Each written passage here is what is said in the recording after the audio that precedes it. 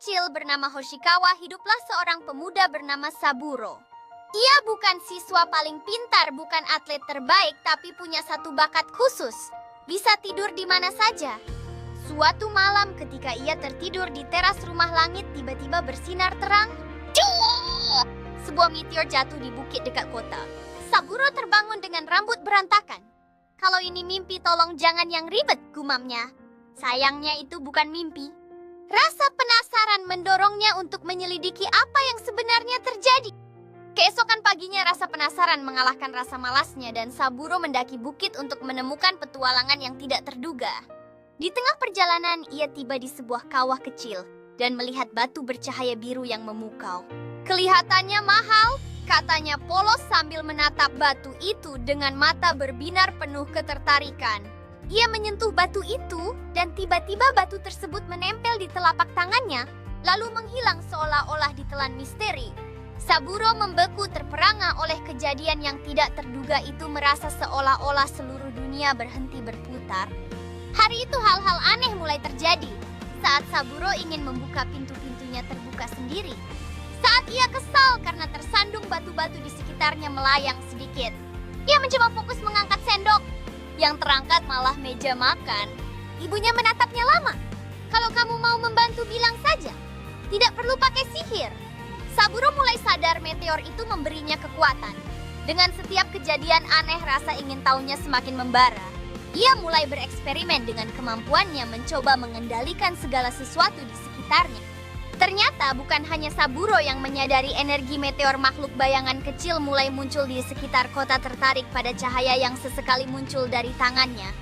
Makhluk itu tidak terlalu menyeramkan, lebih seperti makhluk yang suka mengganggu. Salah satunya mencuri sandal warga, yang lain membuat lampu berkedip-kedip. Saburo menghela nafas. Baiklah, sepertinya ini tanggung jawabku.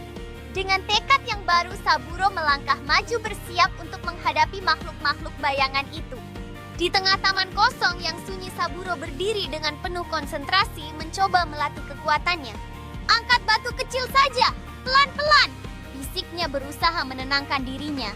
Batu kecil itu terangkat melayang di udara, seolah-olah ditarik oleh kekuatan yang tak terlihat. Lalu pohon di sebelahnya ikut terangkat, sedikit mengejutkan Saburo yang tidak menyangka kekuatannya bisa sekuat itu.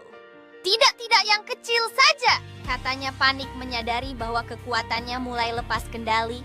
Untung tidak ada yang melihat, kecuali seekor kucing yang tampak tidak terkesan. Suatu malam makhluk bayangan terbesar muncul di bukit tempat meteor jatuh, mengisi langit dengan aura misterius yang menakutkan. Saburo menelan ludah sambil merasakan ketegangan di udara. Aku tidak pernah daftar jadi pahlawan, pikirnya berjuang melawan ketakutannya. Namun ia maju juga, langkahnya mantap meskipun jantungnya berdebar kencang. Alih-alih menyerang, ia menenangkan diri, menarik napas panjang untuk mendapatkan keberanian. Cahaya di tangannya bersinar lembut, bukan meledak-ledak seperti sebelumnya. Makhluk itu perlahan mengecil seolah-olah terpengaruh oleh ketenangan yang dibawa oleh Saburo. Keesokan paginya batu meteor muncul kembali di tangan Saburo, lalu berubah menjadi serpihan cahaya dan terbang ke langit. Kekuatan itu hilang. Saburo berdiri diam. Aku sempat keren sedikit ya. Hidup kembali normal. Ia tetap pemuda biasa yang suka tidur di mana saja. Namun sejak hari itu ia belajar satu hal. Kadang hal besar datang tanpa kita minta. Dan meski kita bukan pahlawan hebat, kita tetap bisa melakukan hal yang benar. Tentu saja, sekarang ia tidur di dalam rumah. Siapa tahu ada meteor lain.